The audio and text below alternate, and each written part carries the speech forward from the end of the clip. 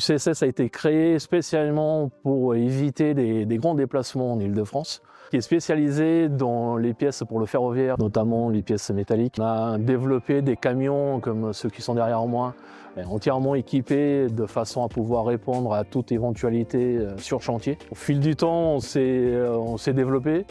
On a commencé non seulement à faire que des interventions, mais aussi de la production, à faire du développement. Donc on a aujourd'hui notre propre bureau d'études, on conçoit nos propres pièces et on peut les installer. On peut tout aussi bien les contrôler. Donc c'est vraiment un axe de A à Z. Donc on étudie avec le client sa nécessité, on le développe, on le produit et on peut l'installer. Et là, depuis cette année, on peut aussi le contrôler. Alors, il y a 10 ans, on était une personne. Aujourd'hui, au niveau UCSS, on est 19 personnes. Au cours de 2024, on a aussi fait évoluer notre certification 15085-2. On l'a passée en classe 1. Cette classe, elle est européenne. Au niveau du bureau d'études, aujourd'hui, on est équipé de nouvelles technologies, notamment des scanners 3D, où on peut faire de la rétroconception, où on peut imaginer et différencier toutes sortes de matériel. Au niveau clientèle, on a la chance d'être suivi par tout ce qui est constructeur, aussi bien dans la partie TP, donc tout ce qui est des machines, que dans la partie ferroviaire. Ils sont avec nous déjà depuis beaucoup d'années. On développe énormément de choses aussi avec eux, avec leur aide, et puis ils comptent beaucoup sur nous, sur notre bureau d'études et sur nos technologies pour pouvoir répondre aussi à leur SAV, à leurs nécessités des SAV, aussi bien en Île-de-France qu'à l'étranger. Alors les objectifs pour 2025 sont le RSE, l'obtention de la certification 9001, l'élaboration de nouveaux CUMOS, de nouvelles qualifications de mode opérateur de soudage pour continuer notre évolution et puis d'y aller un peu plus loin. Le prix de la performance, un grand bravo à UCSS représenté par Marcio Oliveira qui nous rejoint sur scène. Et le prix va être remis par monsieur Patrick Rakotosson, président de la CCI Essonne, qui est là avec nous. Je vous passe le micro, bonsoir. Bonsoir, bonsoir à toutes. Où est notre lauréat? Il arrive. Je vous demande d'applaudir bien fort Marcio Oliveira, ici.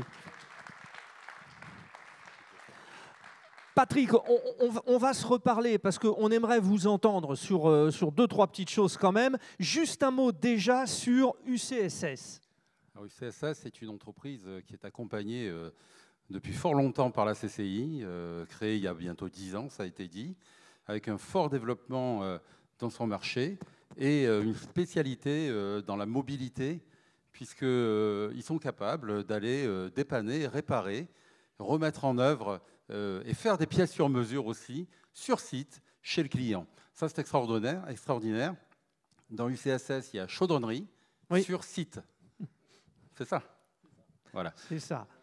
Bon, donc, alors, ils sont valeureux et vraiment, ils sont à la recherche de certification et la CCI les accompagne sur ce sujet en ce moment. Bon, alors, gardez le micro, mais quand même, Alexiane va vous donner le trophée. Passez-le tout de suite. On va faire une petite manip, hein, parce que Patrick, non, mais je vais tenir le micro, gardez le vôtre. Allez-y, remettez le trophée. Voilà, on fait la photo, parce qu'on a une petite manip après. Voilà, la photo.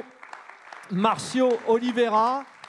Gardez le trophée, je viens vous revoir Patrick Rakotosson, mais oui, je disais là le challenge d'une mobilité, tout le monde en parle. Alors déjà, le métier de la chaudronnerie, c'est plus que jamais attirant. J'en parlais, salaire, travail assuré, il faut y aller. Le problème, c'est que les jeunes ne le savent pas. Hein.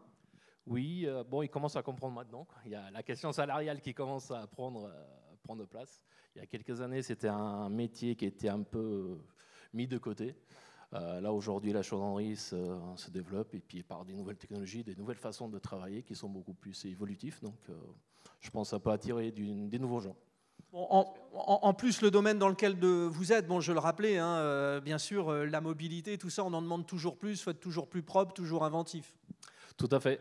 Après, en plus, on est en Île-de-France, donc les déplacements des grosses machines de TP ou j'en passe, c'est très compliqué. Donc, si on peut faire l'inverse, c'est ce qu'on a essayé de faire. On n'est pas inquiet pour vous finalement. Et on est surtout content pour ce trophée. Encore une fois, les applaudissements